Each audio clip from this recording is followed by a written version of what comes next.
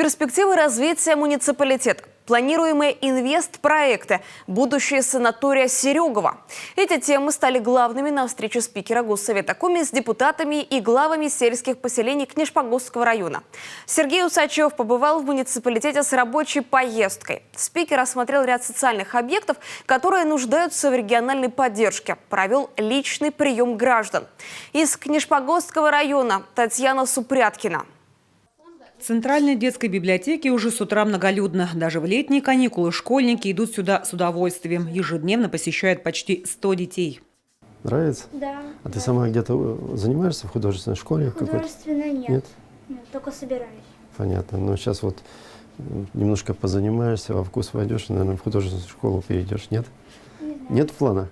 Нет, Анечка у нас Планы очень есть. хорошо рисует. Хорошо рисует, да? очень хорошо рисует. Но она, я говорю, нигде не занималась, просто дар такой. Она да? вот сейчас хочет поступить, да, у нас. Ну, молодец. В рамках нацпроекта «Культура» библиотеку модернизировали. Сейчас здесь не только читают, но и занимаются в клубах и студиях, реализуют творческие проекты, снимают собственные мультфильмы. Для этого есть все необходимое оборудование. На федеральные средства обновили и кабинеты, и материально-техническую базу. Это у нас электронная книга. Здесь можно, зайдя на сайт Книшпогосской МЦБС и открыв электронный каталог, можно найти книгу определенного автора, определенную книгу. Дом детского творчества – еще одно место притяжения сельской детворы. Но пока что здание нуждается в капитальном ремонте. Работы частично начались. В рамках социального партнерства с крупным предприятием отремонтировали кровлю, спортивный зал, санитарные комнаты. Все обошлось в 7 миллионов рублей. Еще один объект – детская школа искусств. Тоже под капитальный ремонт. Готова проектно-сметная документация. Но пока что школа не вошла ни в один проект для финансирования. Работники учреждения своими силами поддерживают порядок. Подали заявку в народный бюджет, а на выделенные деньги благоустроили территорию вокруг школы. Взаимодействие администрации района и государственным советом, она достаточно на высоком уровне.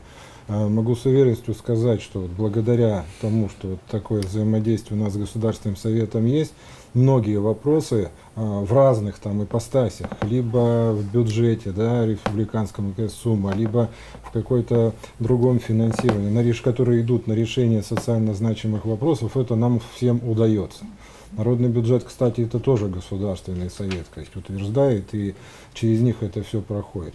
На встрече с депутатами муниципалитета и главами поселений подняли вопросы социально-экономических перспектив. Местных жителей очень волнует будущее санатория Серегова.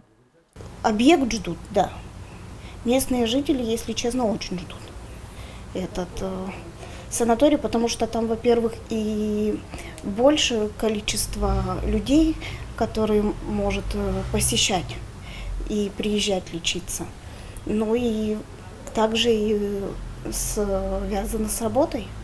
С 2016 года строительные работы в санатории приостановлены из-за отсутствия финансирования. В планах у регионального Минстроя за год-полтора доработать проектную документацию и еще год на то, чтобы завершить объект. Достраивать планируют на условиях концессионного соглашения. Республика, конечно, работает над этим вопросом для того, чтобы создать условия для прихода инвесторов по различным программам. Значит, есть, конечно, и проекты, которые уже в стадии реализации, есть проекты долгосрочные, с которыми связано будущее республики. Значит, безусловно, сказать, в этих программах есть и санаторий Серегова, потому что санаторий Серегова, его все равно нужно исправлять, достраивать, вводить в эксплуатацию, потому что это как раз то, что связано, сказать, с увеличением доходной части. Это рабочие места, это, безусловно, сказать, прибыль от того, что люди будут приезжать и лечиться. До 2024 года в Серегово и поселке Чиневорог построят фельдшерско-акушерские пункты. В регионе в целом ведется масштабная работа по модернизации первичного звена здравоохранения. Но, как отметил спикер, при возведении новых объектов необходим жесткий контроль как со стороны власти, так и общественности. И, кроме этого, необходимо вести работу по привлечению медиков. Для этого надо создать им все условия, прежде всего обеспечить жильем. Татьяна Супряткина, Антон Булаев, Эдуард Фомичев, телеканал Юрган, Книшпогосский район.